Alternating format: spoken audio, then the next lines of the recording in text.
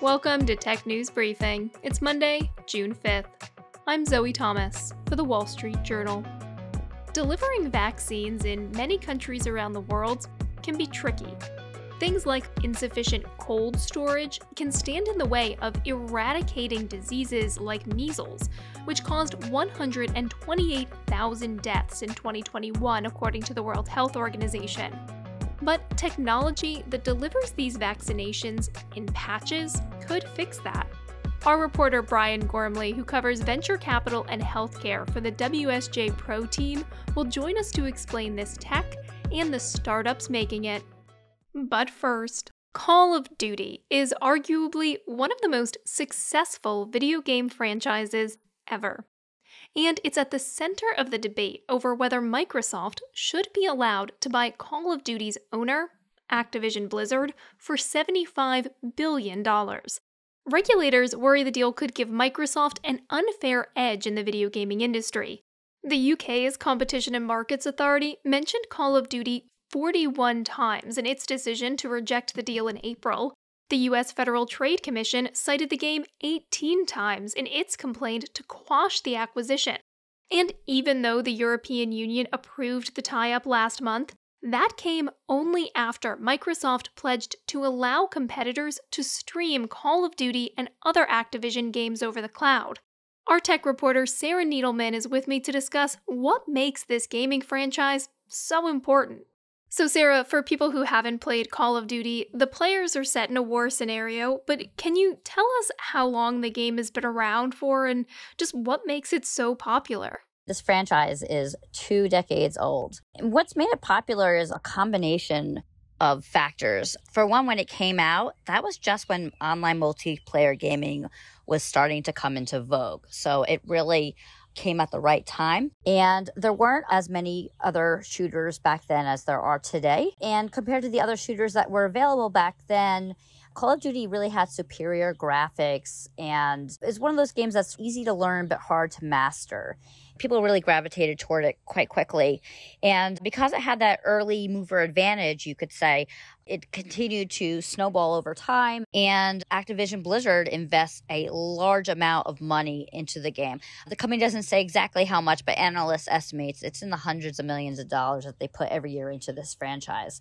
Okay, so it is very popular, but it's still just one franchise. So why are regulators so fixated on it? Regulators are concerned that Microsoft could potentially make Call of Duty exclusive to its own cloud gaming platform and locking out others from being able to provide it to players. And so the thinking is that consumers would gravitate towards Microsoft's cloud gaming service. With cloud gaming, it's pretty new, but what the technology does is allow people to play video games from just about any internet-connected device with a screen.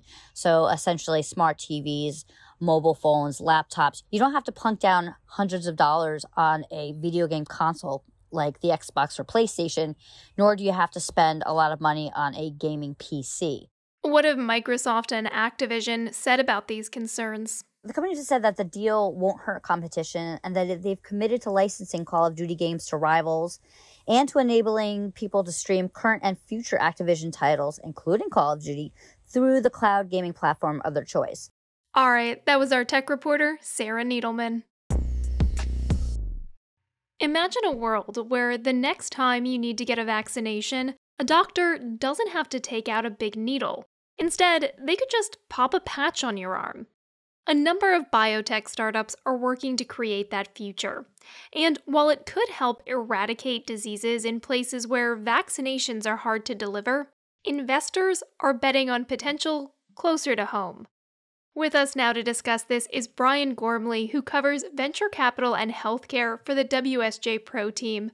Let's talk a little bit about this vaccination patch. How does the technology work? These are patches that contain what they call microneedles, and the needles penetrate just under the skin and they release the vaccine. There are different types of microneedle patches that various types of companies are developing, but the basic concept is the same, and they say they do so with little or no pain. Can you tell us a little bit about why these patches are necessary? In wealthy nations such as the United States, there's not a problem of maintaining refrigeration of vaccines from the time they are distributed right up until the time they are injected. But in certain parts of the world, such as areas of sub-Saharan Africa, maintaining a proper cold chain of distribution all the way up to the time of injection can be challenging when there's limited refrigeration and electricity. And the vaccines that are formulated for delivery on the microneedle patches are stable at higher temperatures than the conventional vaccine that is injected into the arm. Where does this technology stand at the moment? The concept of microneedle patches has been in existence for probably about 20 years or so, but the current patches that are being tested now are fairly early stage clinical trials, and they will need larger phase clinical studies to validate their effectiveness before they become more routinely used. Are there specific challenges then of delivering vaccinations via patch as opposed to delivering them the traditional way? The early clinical trials show that, at least for companies including Micron Biomedical, which is a startup in Atlanta, that the vaccination by the patch triggers a similar immune response as a traditional vaccine delivered by injection.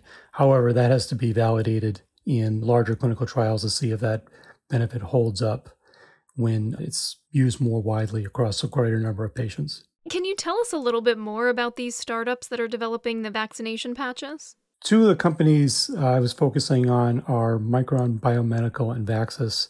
Both are applying their microneedle patch technology both to measles, rubella vaccines that can be used in low and middle income countries, but also to other types of drugs and vaccines that could be applied in the United States and other high income countries. Seasonal influenza is one. COVID-19 vaccines are another possibility. How do investors feel about the prospect of this technology? Investors see the work that these companies are doing for measles and rubella as a validation of the technology and an opportunity to gain more experience using it. But from the pure investment side of the story, the real payoff for them is going to be if these companies are successful in delivering vaccines in the United States and other high-income countries. That's where the big payoff is going to be for them if it occurs. Are there different things that investors are taking into consideration when they're putting money into these biomedical startups, ones that have to deal with regulatory approval and people's health, as opposed to maybe, a new social media venture? Absolutely. They have to factor in a wide range of technical, logistical, market, and medical issues before making an investment in these companies. They have to be convinced that these technologies will be able to deliver vaccines as effectively as a needle does, for example.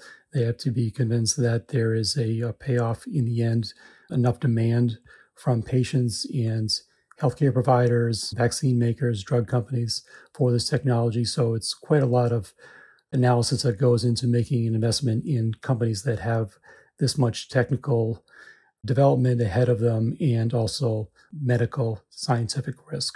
All right, that's WSJ reporter Brian Gormley. And that's it for today's Tech News Briefing. For more tech stories, head over to our website, WSJ.com. I'm Zoe Thomas for the Wall Street Journal. Thanks for listening.